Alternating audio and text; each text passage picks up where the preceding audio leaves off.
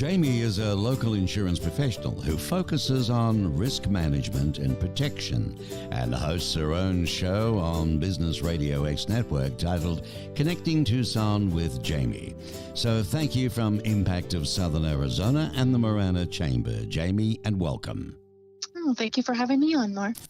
You know, you've been doing such a wonderful job with your show. I thought you wouldn't mind if you shared with us why do you think you've been so successful as a host, not only as a relatively new independent farmers agent, a couple of years now, but it's not 20 years, so you're still new, but very successful. What are the two things there that are making you as successful as you are?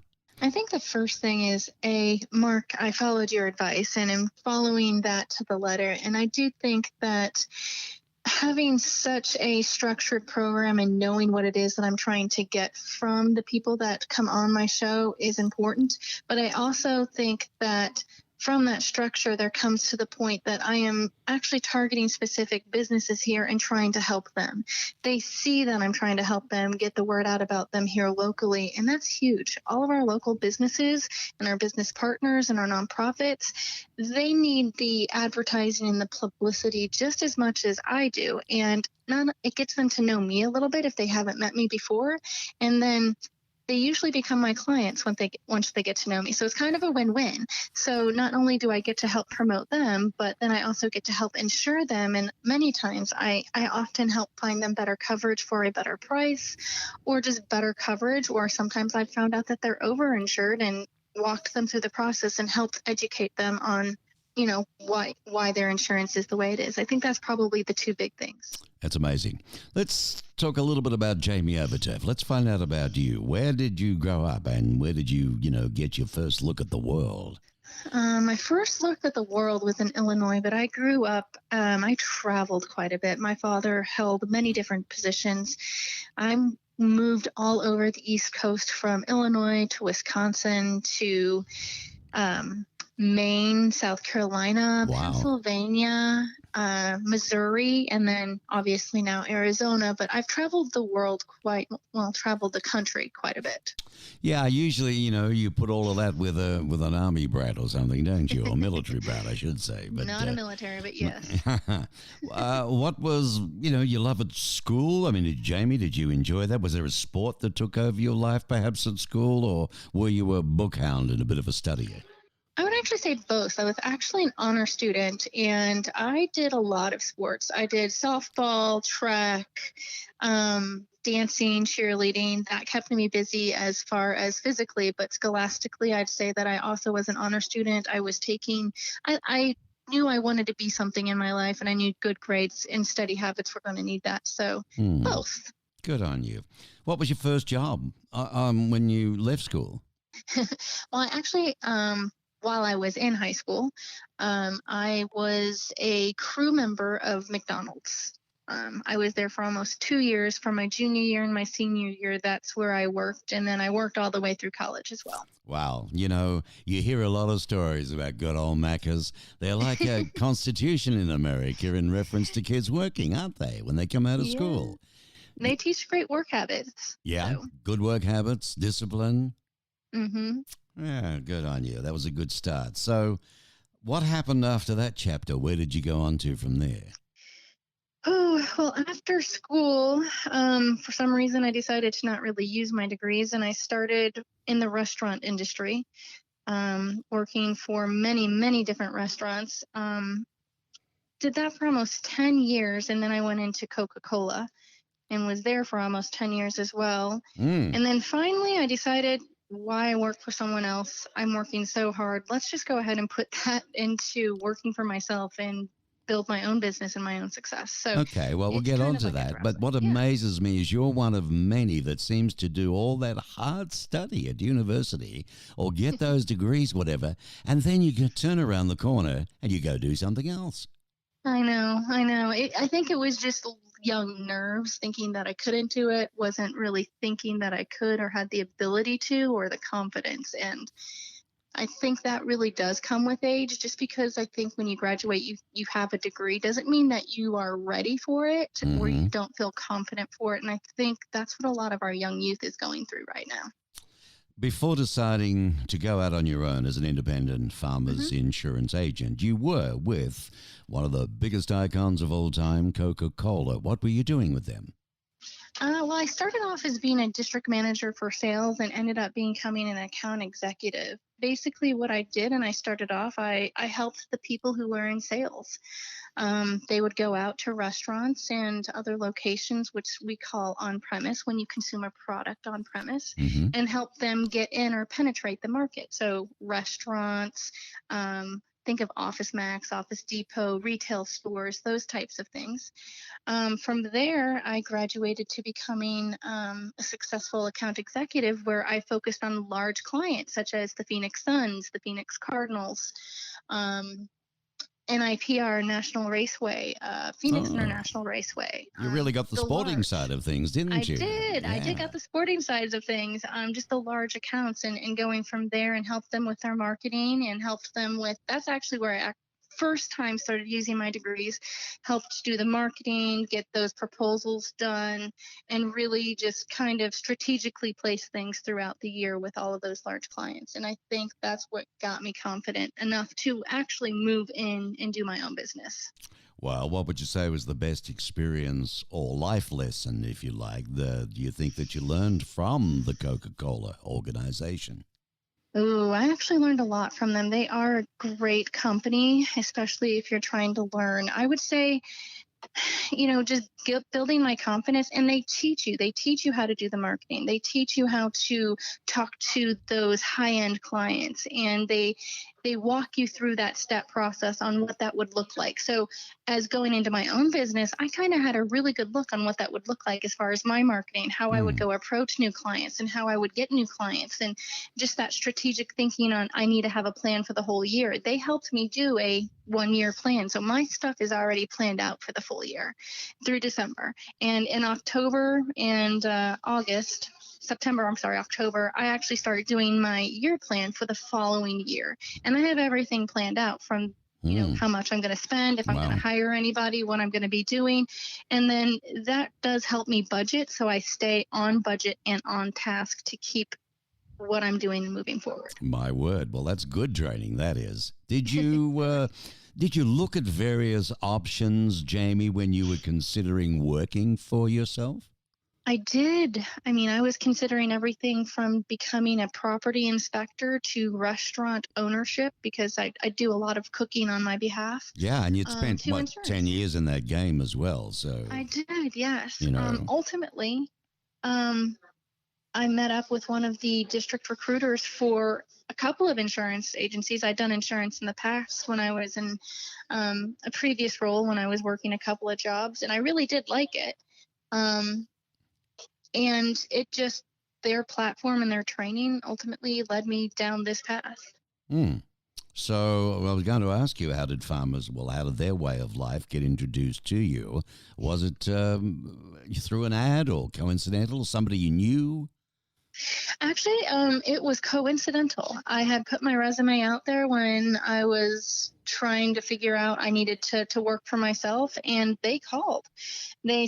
I went to basically a half a day seminar. They talked about the different types of platforms for entering into farmers because they actually had where you could do a start from scratch. You can purchase an agency. You can Mm-hmm. do where they give you an agency and take reduced commissions. They had all of these different types of platforms for an agent to come on and go Hmm. through the farmers training and still make some money. And the whole time they flew you out to California to train you. They had agency, what they called trainers and supervisors that would come through on a monthly basis just to see where you're going and walk you through like your diagrams, making sure you're on track, just give you advice. I think ultimately their platform is what led me to choose farmers, particularly their training, their experience, their backup. It was just wonderful. So once you experienced all of that, was it that made you think you would be able to, carve out a career for yourself, being an independent insurance broker with them? Absolutely. Knowing that I had somebody to back me up, and if I needed help and had questions that needed to be answered, yes.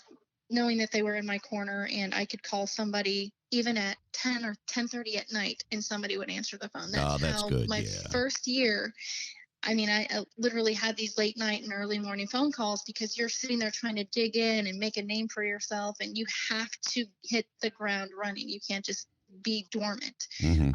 And people were there to answer and help and be supportive. So how does one go about starting or setting up in the farmers insurance world? Well, first, if you know somebody, it's really quite easy. You can talk to any agent, and then from there, that agent can direct you to one of a couple of district managers here in Arizona. The hierarchy is the district manager supports the agents. We are independent, but there's many different platforms depending on you and your abilities. So if you want to start from scratch, they have a platform there, and they walk you through that. If you want to purchase an agency, because many agents are retiring, there is an option to have a book of business come directly to you and have a soft handoff from an agent who's being, retired or no longer wants to be in the game. Yeah, they don't sort of last forever, do they? I mean, the human. No, they don't. Yeah, and some people don't machines. have a successor plan. Maybe their children don't want to be insurance, like my son does not want to do insurance. He's already made that clear. He says it's just too difficult. So there's got to be a successor plan. So a lot of those times, the agents that are retiring, they look to the district to help them get somebody in to succeed them. So that way their clients are not left in the dark, not having an agent. So a lot of that is, hey, just ask the question, go to an agent, be like, do you have any openings? How can I get into this? And there's also what's called the protege program. So if you're not yet knowing if that's going to be something you want to do, you can pair up with an agent who trains you for up to a year. And that agent and Farmers pays the dime. By that year, if you still want to be in this program, and usually that's what I tell people to do, is try it out before you actually jump in full in, because it's not for everybody. It is difficult. Well, it's like a lot of things, Jaime. It's people really think, wow, this is for me. This is it. I found it. Yeah. But often down the track, different things are not for everybody. Exactly. And it takes time to sort it out. We're talking with Jaime Overturf, farmers agent extraordinaire, and she was one of the sponsors on the fabulous, and this is a thank you show from Impact of Southern Arizona for sponsorship of the directory in association with the Marana Chamber and Tucson Business RadioX with fundraising for Impact. Now, what type of services or products do you offer, Jaime? You've got to give us a good plug here. So I do everything. When I say I'm a one-stop shop insurance agency, I do everything from home, auto, life, umbrella. I do everything for those are the personal line side of it. Then I have the commercial, or what we call the business side, where I do the business policies. I do the workman's compensations policies. I do business umbrellas. I do professional liability for anybody who's a professional, from hairdressers to lawyers to engineers who need what's called errors and omission policies. I also do, on a different note, Medicare as well as financial advising. So it's pretty much, if you come into my agency, I can help you with all of your insurance needs that are there. The only thing I do not do is just independent healthcare. That is the only thing that I don't do, but I have people that I work with that I can refer them to and make sure that they're taken care of. Well, it amazes me how you can learn all that stuff. So much knowledge that you've got to be a competent agent that you are. I know some of your clients, and they speak so highly of you and how you look after them, and nothing's ever too hard to put yourself out for them and so on. But how do you learn all this product knowledge? Does it just a bit at a time, or, do you learn it all in the beginning, or what?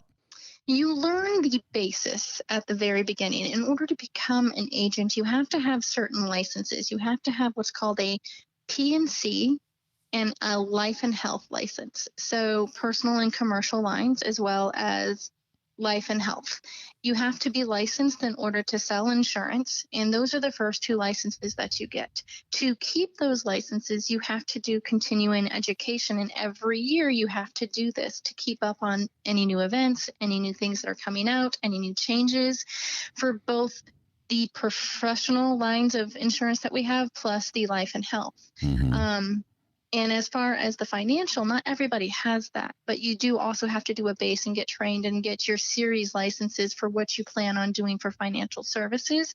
And then there's training again on the Medicare side. So I didn't do it all at once. I started off by having my P&C in life and health, and then I moved into the financial, and then I moved into the Medicare. But there is consistent and constant training throughout for every single one of those sectors to make sure I'm staying apprised and current on what any changes are there. Well, there are changes all the time.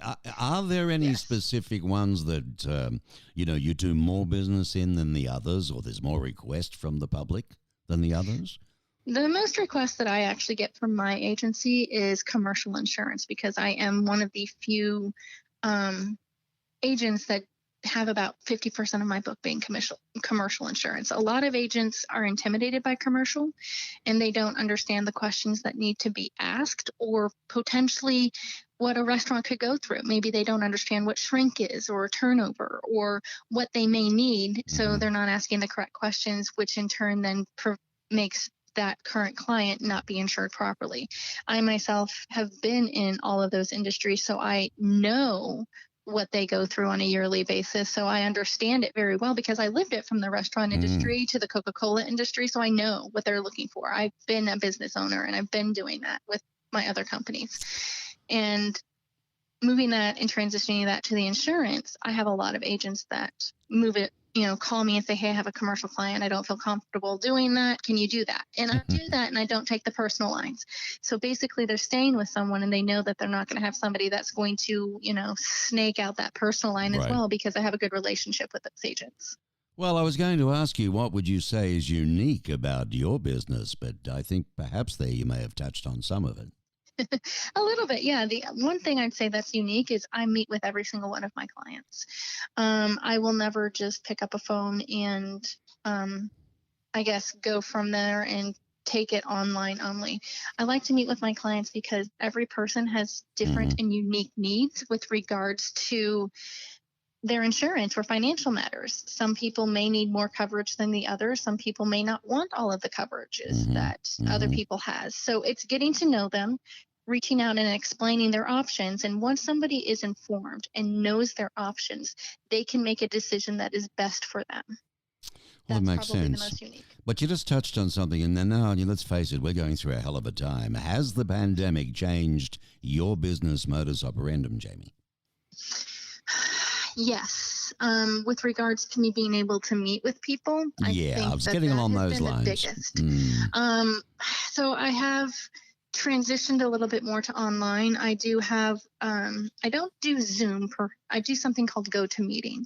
It's a little bit different. It's like Zoom, but I can then send those links to my clients, and they don't have to download that app. They can then come on and just do, and if they want to see me face to face, they can do that. I will say a lot of my business can be done over the phone or through the mail, which people are now appreciating, but I myself am more of that. I want to get to know you. I want to meet you. I want to do that. So well, what do you do? You just wear a mask like anybody else and 10 feet away type thing. Exactly. So how do they sign the documents? And you give them a long chain on a pen or something, or what? No. Like, we do DocuSign now too. We didn't used to have that, and that's actually a process that the insurance industry has done. It used to have a wet signature, and now they're saying, okay, we can do DocuSign because of this. So it's rapidly changing to adjust to what our clients need, because many clients don't want me coming into their home. They don't know where I've been. That's they don't know, what's exactly going on, and I honestly don't know where they've been. So I don't know. I don't want to put myself at risk, and I don't want to put them at risk. But there are some people that'll say, yes, I want to meet you out at a restaurant. Okay, I'll do that. But I'm still going to wear a mask, and I'm going to make sure I have hand sanitizer, and I'm going to make sure anything that they get is going to be sanitized. So not touched by me. And I'll have the plastic wrap on it. They can take it off, and they get to keep the pen. So that's kind of where I'm at. What would you say?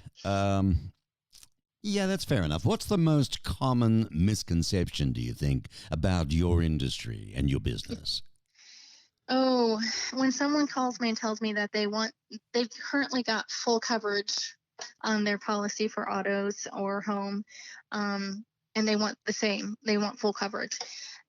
what I tell them is full coverage for one person is different than full coverage from another person. So full coverage for me might be not only liability, but medical payments, accidental death and dismemberment, deductibles for my auto and for like comprehensive and collision. It might also include towing. It might include rental reimbursement, and it might include accident forgiveness. There's so many different things that can be added on to consider full coverage. But the majority of people are just like, nope, liability and deductibles. They consider that full coverage. So that's the biggest misconception that I'd have is people always call me and say, nope, I have full coverage. And I'm like, well, let me explain. Full coverage to me might be something different than full coverage means for you. Here's what it is for me. Walk me through what you would like to add on, and then we will customize that coverage and give you the custom coverage that you need. So there you go. There's a lot more to it than meets the eye. You know, exactly. People just expect the same name. What do you attribute your success to, do you think? Honestly, I would say my staff is probably one of the biggest reasons that I am where I'm at. Brittany's been with me from day one, and she is my right hand, and I don't think I could actually run this business without her. She fields so much of what's going on, and, you know, doing things that I can't get to because I'm out doing commercials. She handles a lot of my personal lines. In fact, she is my personal lines person. It's too much for one person then, right? It is, and you need to have good staff. Right. And you have a couple, do you? I do. I have a couple. I have Kit. I have Brittany, and I do have a couple others who, you know, family members who help out, especially with some marketing and some what we call adverts that get sent out, those types of things. Let me ask you this then. If there has been, what has been your biggest failure, do you think?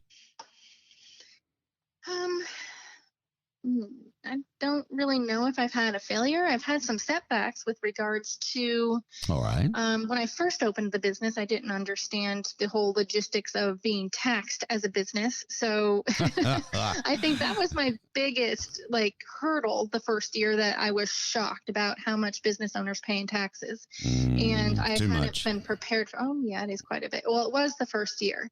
It was over 40% taxed. But at this point, I've adjusted to that. I think when you go into a business and you haven't had a business, you're not really sure on how or what you need to do for the state. So I think that was my biggest thing, is that was my learning curve. But since then, I've adjusted it. Yeah, well, you know what? It wasn't a failure. It was just a bit of a hurdle to get over, wasn't it? Yes, exactly. So if you had one piece of advice to someone starting out right now, what would that be? For any business, do your research. Go to somebody that is in that field or in that line of business and pick their brain. If there is a platform within that company or within that line of business that you can maybe shadow somebody for a few months to actually see it, take that opportunity so you know it's something you really want to do before jumping wholeheartedly into something that you may not be compatible for or love. I love what I do. I love helping people. I don't consider it a job. So I think that would be my first thing is do your research, really talk to someone who's in that industry and has the knowledge, and don't be afraid to ask the questions. All right. In closing, let me ask you this, Jaime Overturf. What right now can you offer the listeners? Well, what I can offer my listeners is, as an insurance agent, I obviously can't say I'm going to give you a month free for your insurance policy. I wish I could. I really do wish I could. But I can say, if you have questions about insurance, give me a call. Let me be the person who will help educate you on your insurance. It takes 15 minutes. You may be overinsured, you may be underinsured, or maybe you don't understand what that endorsement is on your policy. Even if it's not with me, reach out to me. I am in the business of educating people so they know what they have and how that insurance policy will work for them. I promise I don't do hard sales. Like I said, I will educate. I'm not going to press for a sale, but an educated person makes educated decisions and the best decisions for them. And I think that's what we all need. And I don't think everybody here is an insurance expert except for maybe myself, at which point... Well, I sure am. That's for sure. When you say overinsured, I think to myself, how can one be overinsured? You know, I mean... Well, exactly. I've had some homes that actually should only be insured for maybe $250,000, and they're insured for almost $600,000. Oh, okay. I see what you mean that way. Yeah. Exactly. What about the pandemic now, though? What about, is there anything you can zero in on that people should be doing or know about or need to know about that you can help them out now? You know, even just with a phone call during this horrible time we're going through. Oh my goodness, it is horrible, isn't it? As far as insurance wise, it would be talking to your insurance company. A lot of the companies themselves are doing specific things to help people who have been adversely affected, whether or not you're in a business or it's personally affected. They're waiving fees, they're holding on to premiums, they're doing something. Talk to your clients. As for me, if you want to give me a call, I know that there's a lot of businesses that are also out there that are that are my clients that are willing to help people who have been affected. And that is from giving gift cards or to, let's just say it's TEP or Cox Communications.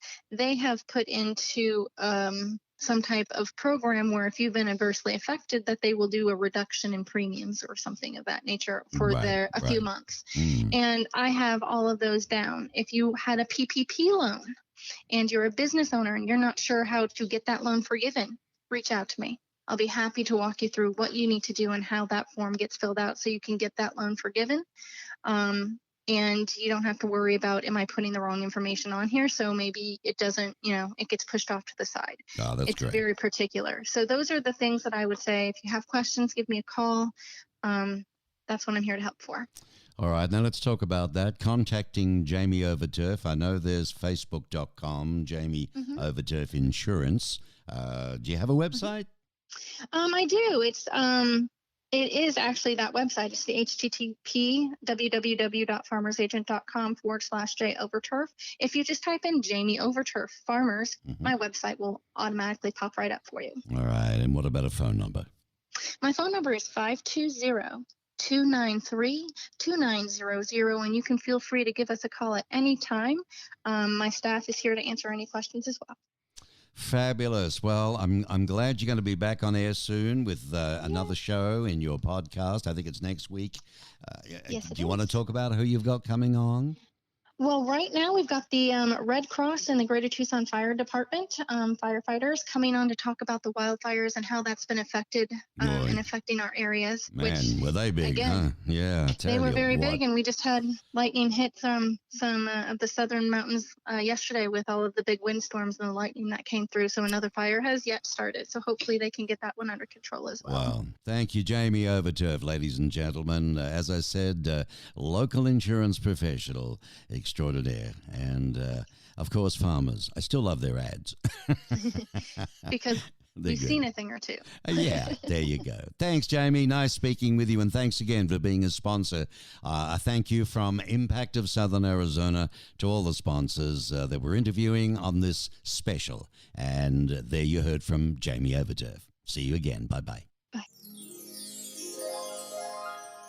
And this is another show coming out of the Thank You from Impact series that we've been doing of the sponsors of the directory. That was a joint promotion between Marana Chamber of Commerce and Tucson Business RadioX. And we're very grateful to all of the sponsors that participated, because funds from that particular campaign are going to and have gone to, by the time you've heard this probably, to Impact of Southern Arizona and their food bank.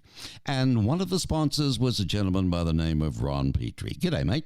How you doing, sir? Nice time to see you again. It's been a little while. Ron used to sponsor a particular segment when I was at kvoi.com, and it was called Mr. Handyman. That was fun. Yeah, I had a good time doing that. That was a lot of fun. I used to get all sorts of calls from people. It's amazing what people need done around their home. It sure is. Hey, it's unbelievable. Well, ladies and gentlemen, there are a few businesses out there that promote their services, being handymen, builders, all sorts of specialists, should you need one for your home.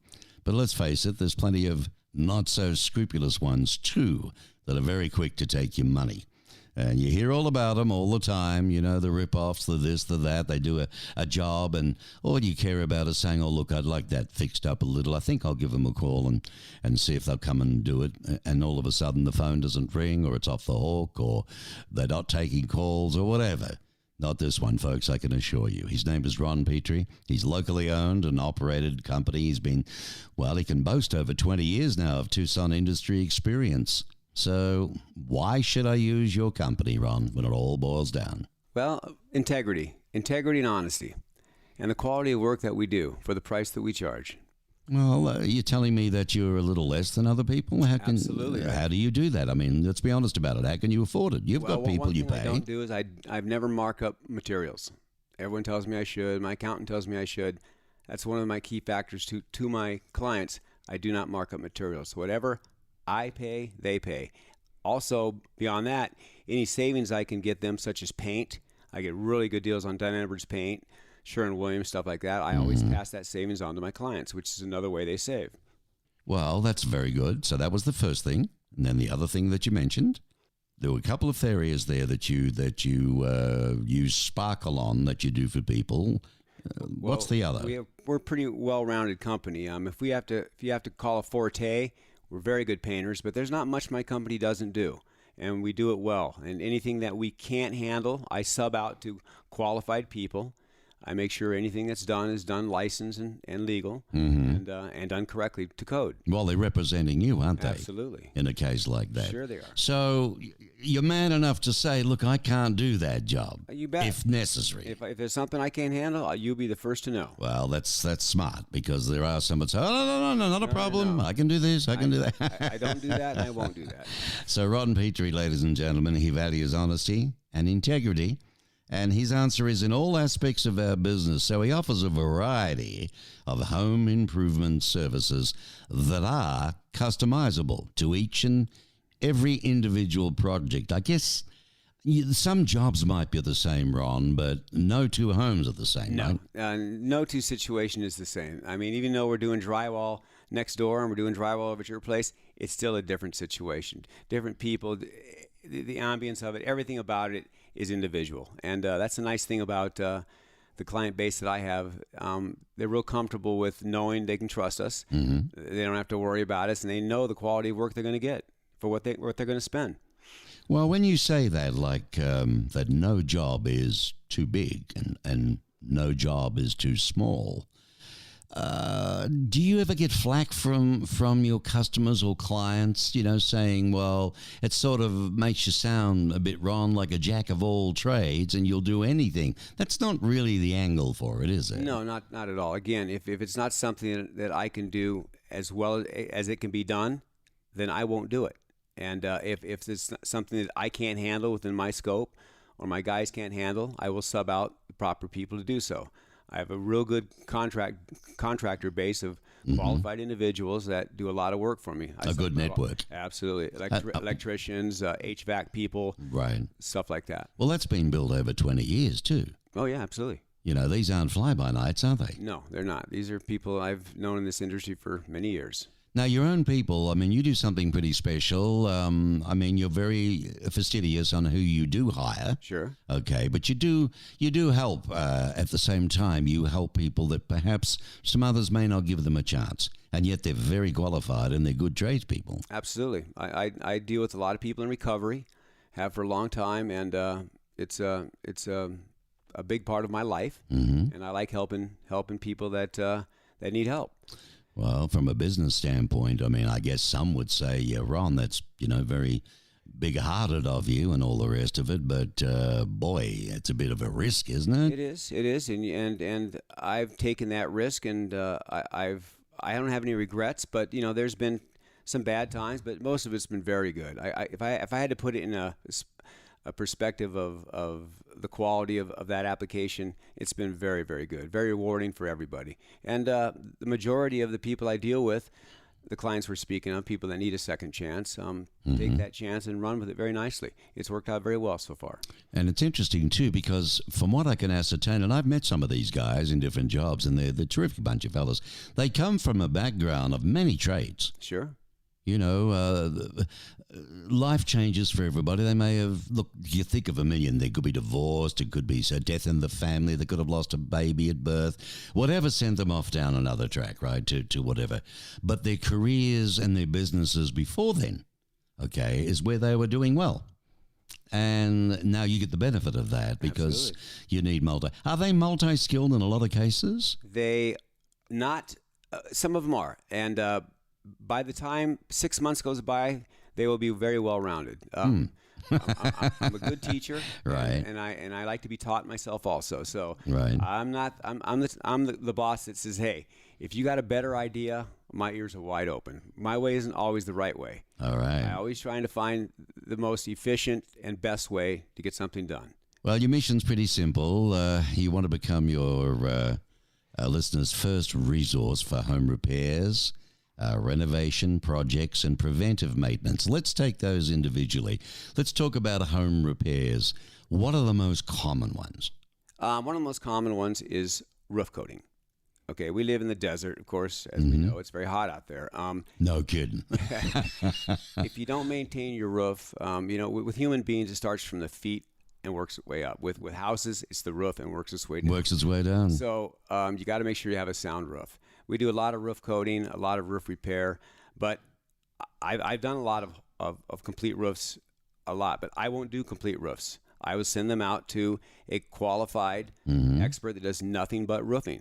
And the reason I do that is because I want to make sure that it's a sound company that does nothing but that, and they get a good warranty that comes with it. They specialize in that. Exactly. Does it make a difference whether it's a flat roof or, gable-style roofs? Yeah, of course it does. It just depends on the degree of pitch and what you can do with it. You got to have a minimum 12-degree pitch to put shingles on it. Right. So built-up roofs, which you just said flat roof, they're called built-up roofs.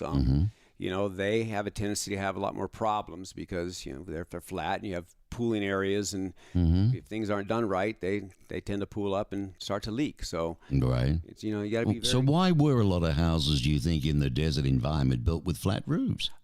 I think it's just the style, the kind of like old Santa Fe adobe type stuff. The era that they were built in, right? And that's way back in the beginning. That's kind of where everything started with old style Santa Fe adobe, and you see a lot of that. In built-up roofing. And that's why so many have turrets on, too, I guess, because the rain's got to escape somewhere, right? That's right. When it does rain. Water takes the path of least resistance. So. Right, right. Okay, so interesting. Roofs are the biggest in home repairs. Okay. What about renovation? We do a lot of renovation. A lot of people these days are taking out walls. They're opening rooms up. They're expanding things. They're making 3 rooms look like one big one. You see a lot of pony walls, half walls taken out. Okay. So you can open up the area. You're seeing a lot of that these days. Open and flow. I know that people, when you get more mature, you tend to want to downsize. Sure. So a lot of people are leaving bigger homes and going into condominiums or smaller places. True. But who would this market be then? What age group and so on who want to open up these walls? Are they walls? I mean, are they families with young kids? Or to answer that question, if I had to put it on an average scale, I would say probably mid to latter 30s to mid 40s. Interesting. And I see quite a bit of elder, but that age range seems to be pretty prominent. Right. And what walls tend to come out first if they're doing usually, that? living room, kitchen, dining room, kitchen. All right, right. Well, I like that idea. I've always liked the idea of, the kitchen being open, per se. Sure. And it's good for the wife, too. She doesn't have to be locked away in a kitchen somewhere. Exactly right. Or the fella, I'm not being sexist, if he's cooking, whatever.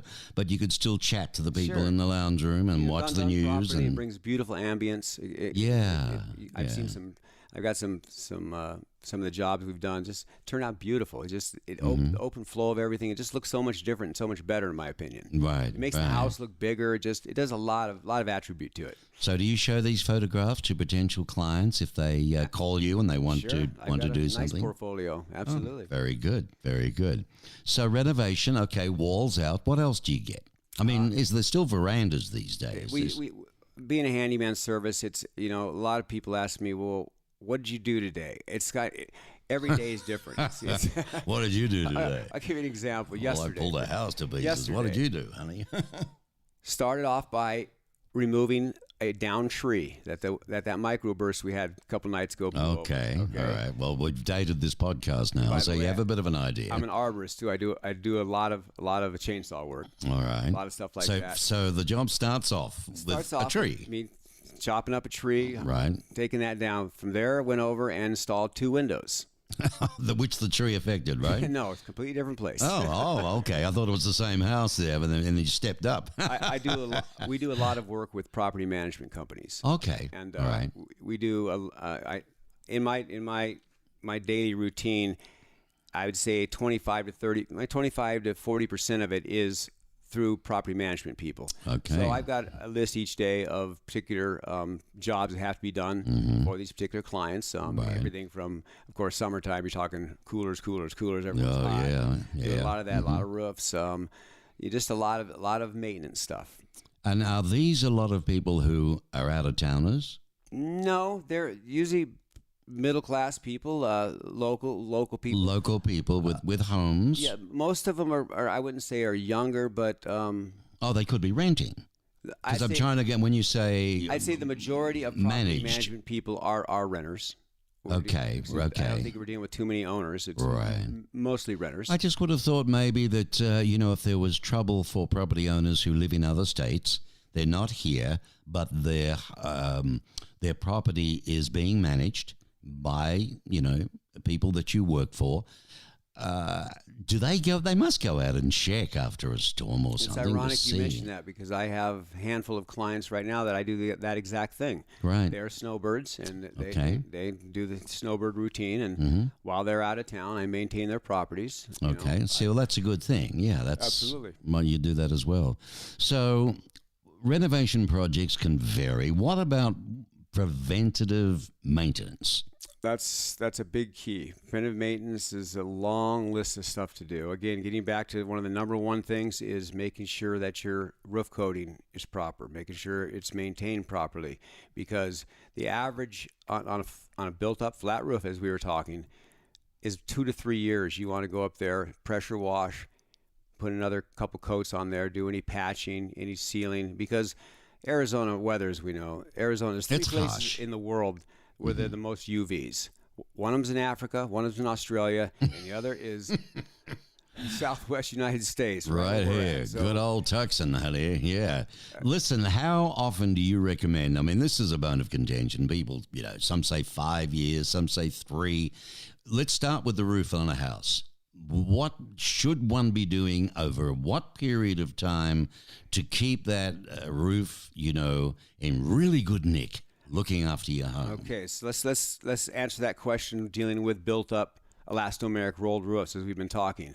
Again, you want to go up there and make sure that you've got no pitting, no areas that have obviously exposed or are getting thin or flaking, or you see any type of, if it doesn't have some movement to it in relation to being like rubbery, some flexibility to it. If it gets brittle and hard and starts breaking, then it's time to maintain it. Now, we're talking about the coating. Yes, sir. That is on a roof. That's right. Okay. When does it get like that? If it's just been put on, are we talking 3 years? You should get, if a roof's done properly on a brand new roof, brand new home, you should get 5 years out of that roof before you have to do anything major. But every 2 to 3 years, every other year, I recommend you go up. I have someone go up and take a good look at your roof and make sure you're not having any obvious breakdown problems. And does that include a bit of a wash? Yes, absolutely. And does that really help protect the roof a bit? By far, because if you don't get rid of all the soil and dirt on the surface, nothing else is going to stick to it. And it probably builds up the water too. I never thought of that. You got to make sure. So there you go. See, there's a maintenance thing, preventative maintenance. Sure, absolutely. Right? Like looking after your car and making sure the oil, exchanges are done when they're supposed to be done and not letting it go too long. Your home is everything. Another thing with maintenance I want to mention is irrigation. Now, we live in the desert. Water is a very precious commodity around here. A lot of people will water in the daytime, from 8 a.m. on up. Not a good thing to do because most of it evaporates. Usually on a drip system per se, I tell people to start their drip systems, their first stage at like 3:30 in the morning. So let's say you run, let's say you have 4 stages. So one will start at 3:30, it runs for 20 minutes. Then next one will come into place after that, and they'll follow suit. Each of them running for 20 minutes. Okay, but that gives it time to absorb. Exactly, it won't evaporate. So with the drip system, by the time that fourth station is ran, the sun hasn't come up yet. All the watering's done. Okay. It's soaked into the ground and has not evaporated. So you're saving probably, I would say, at least 50% of your water. Well, it's also off peak, isn't it? Absolutely. So that's another good thing to do Sure. it. So there you go. So you recommend 3 in the morning through till what, 5, 6? Yeah, it's easy. People get up 5:30 and start showering and getting ready for school. Okay, and work so and 3 till 5, maybe every 20 minutes. Nothing all night, nothing during the day, obviously. Well, if you try to avoid daytime, especially in the summertime, because obviously it's just most of it's going to evaporate right on out. Just evaporates. Exactly. Unbelievable. What about winter, though, here? Excuse me? What about winter, when it's winter? Winter, that's another key thing. Believe it or not, we do get pretty cold in this state, and we have a lot of pipe freeze-up problems. Yeah, that I do know. Okay, so want to make sure your pipes are well wrapped.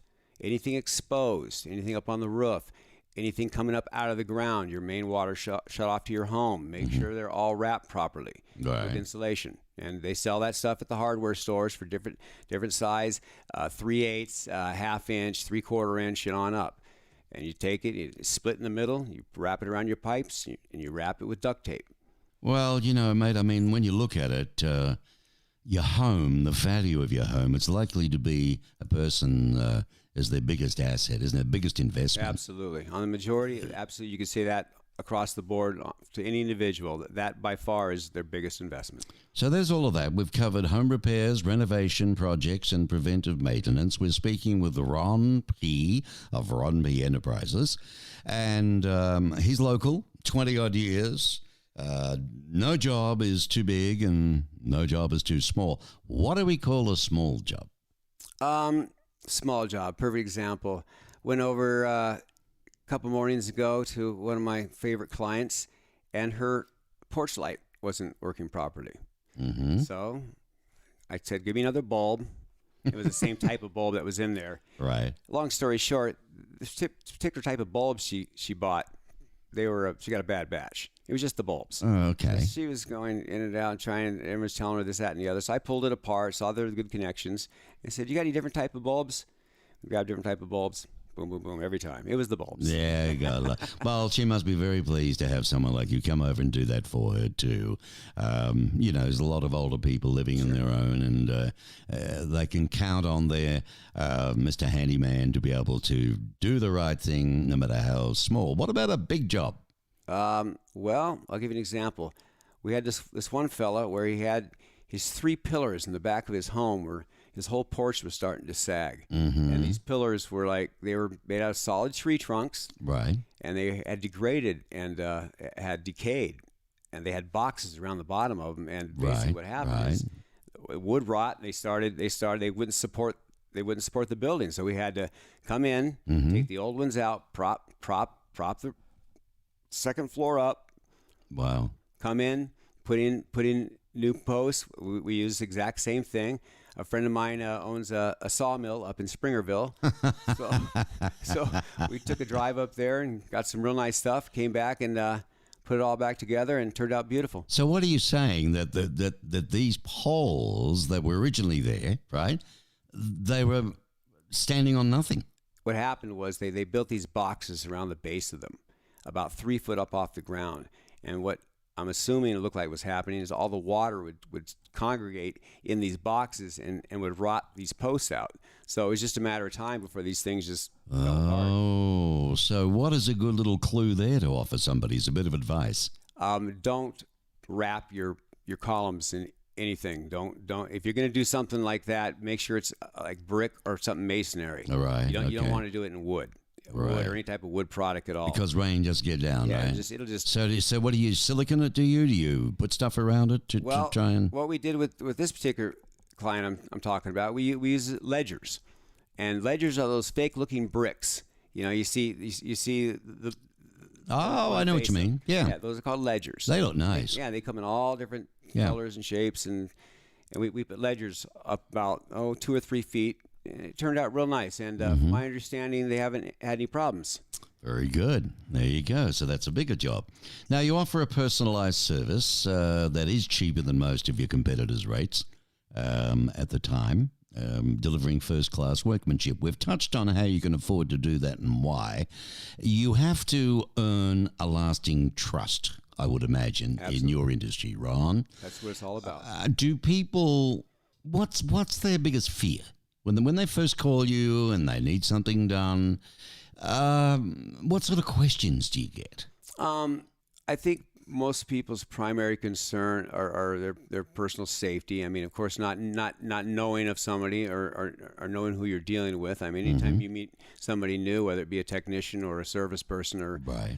You're always kind of leery. You have someone in your home that you don't know. It's first time. Absolutely. I try to make sure that my clients, when I first meet them, I call and talk to them first and introduce myself and reassure them that we're a very professional company and my guys are totally legit and there's never have any worries. And the guys I've got with me now have been there from the beginning, and I'm very proud of them. They do a nice job and very trustworthy. It's all about integrity. It's all about honesty. How do you get on now, though, with the pandemic? I mean, how do you protect yourself and the people you're working for? Like I said, it's mandatory. Any of my guys, they have to wear a mask, and they do. I mean, anytime we come in. So mask is number one automatically. Absolutely. Right. What else? Depending on the application, we also wear gloves. Okay. Each one of my guys has a box of rubber gloves in their vehicle, which I supply, and masks. So they're never without. All right. And you don't really, or they don't really have to get right up against a customer, do they? Very rarely. We keep our distance anyways. Prior to this pandemic. That's good. No one likes being, someone breathing over their neck. Well, you like to build a lasting relationship. That's important. You guarantee your satisfaction. How do you do that? By making sure that the job is done properly. I personally inspect each and every job when it's the finished product. I make sure my clients are completely satisfied with the result. I insist that if there's a problem, that there's no dumb questions. There's nothing too nitpicky. If they're not 100% happy, I need to know. And basically, it's done by quality control. Well, I guess the best way is to ask them, isn't it? Exactly. I call them up. I drop by. You're talking that, yeah, because you meet everybody, because you're always inspecting each job, so you're on top of it. The majority of our business now is repeat business. And so, right. Well, that's pretty good. You don't get that unless people are happy with you. Absolutely. Let's face it. Absolutely. I mean, I'll own it, folks. The thing I'm happy about is that when I've hired Ron, he's completed jobs not only for thousands less, but still on time. That's an important thing to me. Reliability and no mess. Now, I bet you there's a lot of dudes out there that leave a lot of mess. Oh, my goodness, to say the least. I do a lot of cleanup of other people's projects. Yeah, you do? Yes, I deal with a couple of the temp services in town. When I say temp services, they're companies that supply contractors with right. work for a percentage of the job. Right. And, they're very quality control. You've got to make sure that, long story short, quite often I'll end up having to pick up the tail end of somebody's job that they didn't complete for whatever reason, whether disgruntled clients. But gee, that's like trying to go in and fix somebody's, building. I do that all the time. Yeah. I get thrown right in the middle of it. And you get paid for that? Oh, yeah, absolutely. No, well, Absolutely. fair enough then. And it doesn't So when you see him next down the pub or down the street or something like that, you say, hey, you left a hell of a job there, Bill. It's a mess. So we try to make sure that every job is done as though we were doing it for ourselves. Okay. And that is the sincere truth. I can recommend you. That's well, and I mean that. Ron Petrie. Ron Petrie is a man of his word, and his crew do a good job. And if there's a mess up, they'll come back and fix it. And they won't be charging you for it either, but they don't mess up too much. We guarantee our work very well. You've got to guarantee your work. It's very good. Well, Ron, I'm very grateful of you being a sponsor of the directory and helping with the raising funds for the food bank for for Impact of Southern Arizona. So we appreciate you taking some time out. You're a very busy man on this Thank You from Impact show. And can people contact you? What's the best way for them to hire your services? Just call my numbers. Real simple one. 3 9s, 3 1s, and a 3. 999 111 3. How on earth did you get that number? I got to pick that one. Ron Petrie, ladies and gentlemen. His company actually is Ron Petrie and Associates, isn't it? Ron P. Enterprises. Ron P. Enterprise. I always get that mixed Yes, up. you I do. don't know why. The Petrie throws me out. Ron P. Enterprises. To look him up online, that you can check him out, and but the phone number again. 520-999-1113. Fantastic. Thanks, Ron. It's been an absolute pleasure, and thanks again. Likewise. Thank you.